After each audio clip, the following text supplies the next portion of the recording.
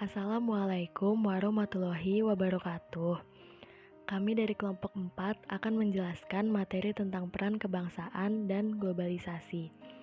Konsep globalisasi dapat dengan mudah dipahami melalui pemenggalan kata global dan kata sasi. Kata global merujuk pada lintas batas, sedangkan kata sasi merujuk pada perubahan atau proses menjadi. Untuk mempermudah mengingat, globalisasi dapat diartikan secara singkat sebagai proses perubahan sosial pada skala lintas batas. Globalisasi mengacu pada suatu kondisi perubahan sosial di mana negara, wilayah, dan masyarakat saling terkoneksi satu sama lain, baik itu dalam bidang ekonomi, politik, serta sosial budaya.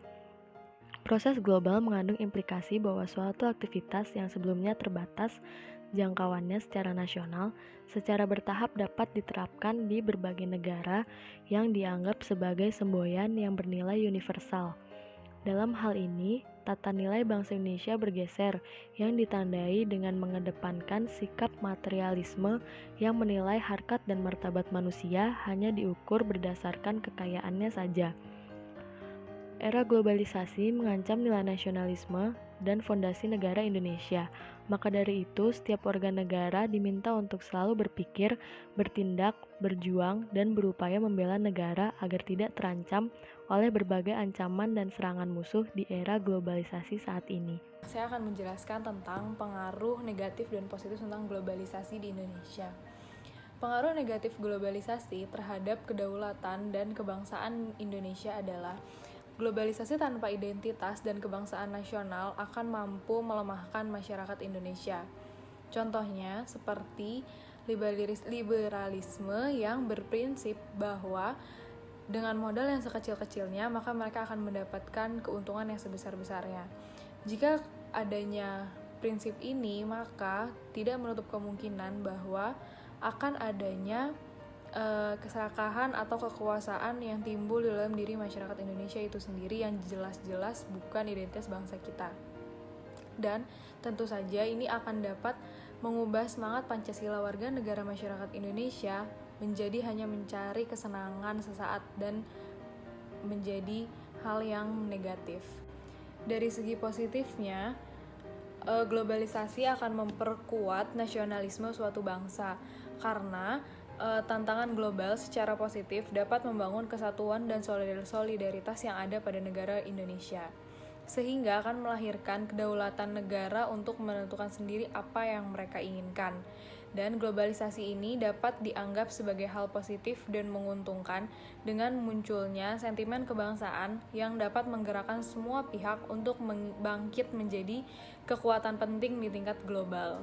Selain itu, faktor positif dari globalisasi adalah sistem pemerintahan Indonesia semakin terbuka dan demokratis, lalu mendorong pertumbuhan ekonomi dalam negeri, meningkatkan produktivitas masyarakat kerja Indonesia, dan mendorong peningkatan kerja yang ada di masyarakat. Sedangkan negatifnya adalah akan ada jadi memudarnya rasa nasionalisme bangsa Indonesia, lalu memudarnya rasa cinta terhadap produk-produk yang Indonesia keluarkan atau produk-produk dalam negeri. Lalu adanya muncul kesenjangan ekonomi, pudarnya nilai-nilai sosial dan budaya dalam bangsa Indonesia, dan akan menyebabkan benturan antar budaya Indonesia. Selanjutnya, kita akan membahas tentang kebangsaan di era Orde Lama atau yang biasa kita sebut Orla. Soekarno yang menjadi presiden pada masa Orde Lama membuat konsep nasionalisme sebagai nation building. Nation building yang disuarakan adalah nasionalisme yang menginginkan masyarakat Indonesia untuk berdikari atau yang mandiri tanpa kerjasama dari kaum imperialis. Memiliki semangat kebangsaan yang khas keindonesiaan serta nasionalisme yang memiliki rasa kemanusiaan yang tinggi.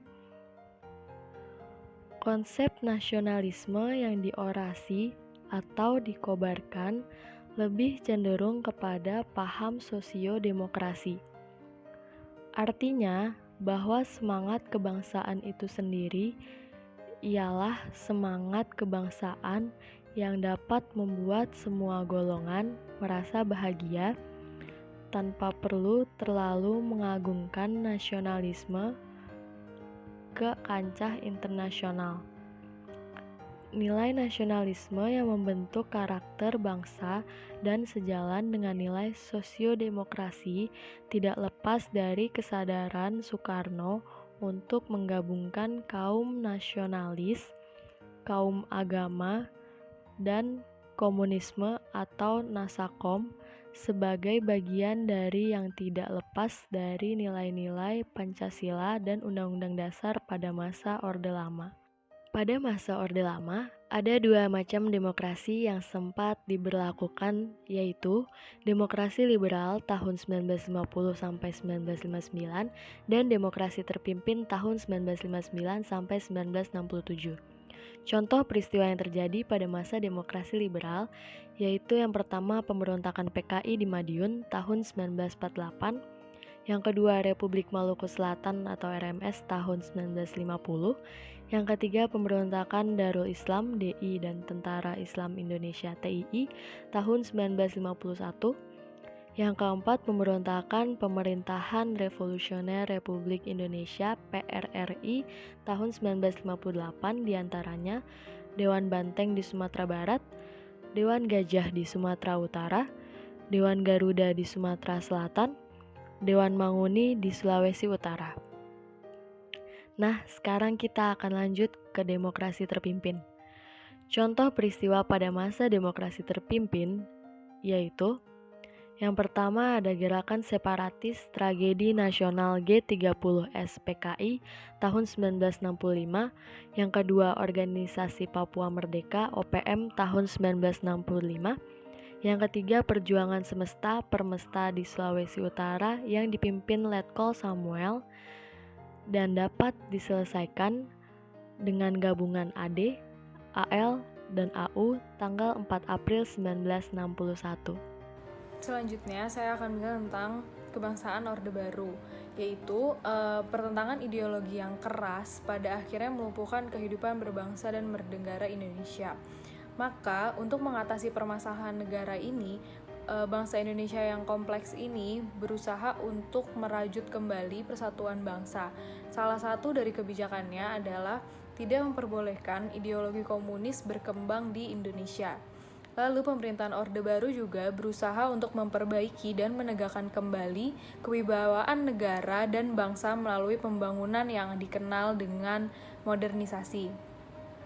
Konsep revolusi belum selesai diubah dengan konsep pembangunan.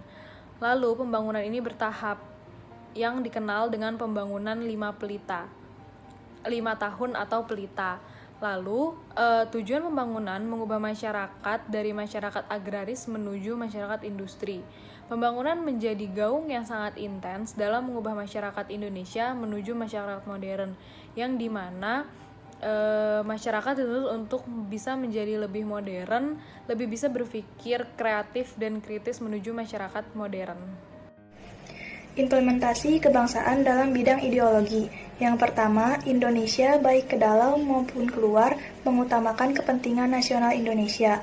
Yang kedua, berdasarkan Undang-Undang Dasar Negara Republik Indonesia tahun 1945, wilayah Indonesia itu merupakan satu kesatuan. Yang ketiga, mempelajari dasar negara seperti perti. Implementasi dalam bidang ekonomi, yang pertama itu perekonomian di Indonesia diselenggarakan sebagai usaha bersama dengan asas kekeluargaan. Kedua, kekayaan alam digunakan untuk memenuhi kebutuhan seluruh wilayah Indonesia dengan merata. Yang ketiga, tingkat perekonomian di Indonesia itu harus merata di semua wilayah. Lalu ada implementasi dalam bidang sosial budaya. Yang pertama, kehidupan sosial yang selaras dengan kemajuan bangsa. Kedua, budaya Indonesia adalah satu, corak ragam budayanya itu yang beda. Lalu ada implementasi dalam bidang pertahanan dan keamanan. Pertama, warga negara mempunyai hak dan kewajiban yang sama dalam bela negara.